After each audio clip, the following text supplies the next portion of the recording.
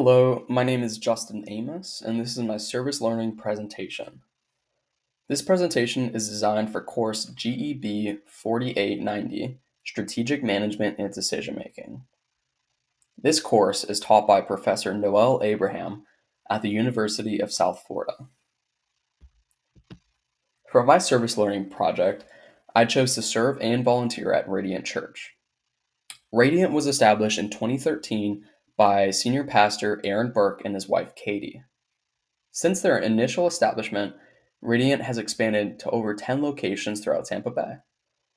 New Tampa marking their most recent establishment, with other locations in St. Pete, North and South Tampa, Brandon, and West Chase.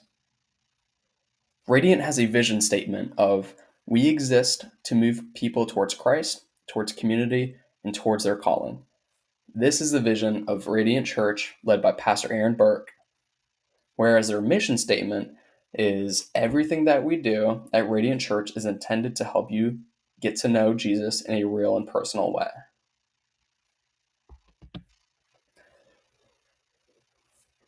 With my time serving at Radiant, I had the opportunity to join a young adult club, connecting with other people my age, as well as serving as a children's ministry volunteer. Through both participation efforts, I had the opportunity to grow and develop as I served a mission greater than myself. Upon reflection of my service, I found that my initial expectations were not met. Upon volunteering with Radiant, I was under the impression that Radiant was going to purchase a location and set up a permanent church in New Tampa. To my surprise, upon my first arrival at their location, I found myself at Freedom High School. Radiant Church came to an agreement with Freedom High School to set up and disassemble a mobile church on Sundays. This mobile church would have two services at 9 and 11:30 a.m. Prior to both services, equipment needed to be assembled and disassembled. This agreement failed to meet my expectations, but I was nonetheless happy to help serve. Through my volunteer efforts, a variety of my interdisciplinary skill sets were called upon.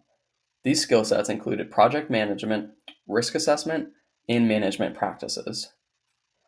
My contribution primarily consisted of manual labor, as well as serving as a children's ministry leader. Upon further reflection, I've discovered and believe that Radiant has the opportunity to serve a greater audience while achieving their mission, as they could collaborate with sports organizations across the Tampa Bay, connecting with a wider range of families. And lastly, even though Radiant is a nonprofit church, they are still subject to ethical dilemmas. These ethical dilemmas include inclusivity, as members may feel left out, financial responsibility, as Radiant needs to enact transparent and responsible financial practices, and lastly, personal conflicts between members of the organization.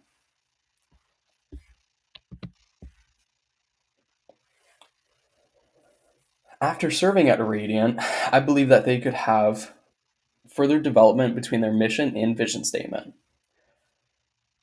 I drafted a new vision statement for Radiant Church that states, "As a dynamic community of believers, we endeavor to kindle a fervor for Christ, nurture genuine connections within our church family, and enable individuals to embrace their divinely assigned purpose with deliberate intent, ensuring that our shared journey mirrors their transformative love and grace of Jesus." Whereas the new mission statement that I came together with states, "The mission of Radiant Church is to nurture unparalleled connections between Jesus Christ and the Tampa Bay communities. With 10 locations, we aim to offer members salvation and a compassionate community they can depend upon." Although this was not my first draft of a new vision and mission statement, I had the opportunity to collaborate with some people close to me in my life, one of which being my brother and a good friend of mine that helped me make advancements to my mission and vision statement for Radiant Church.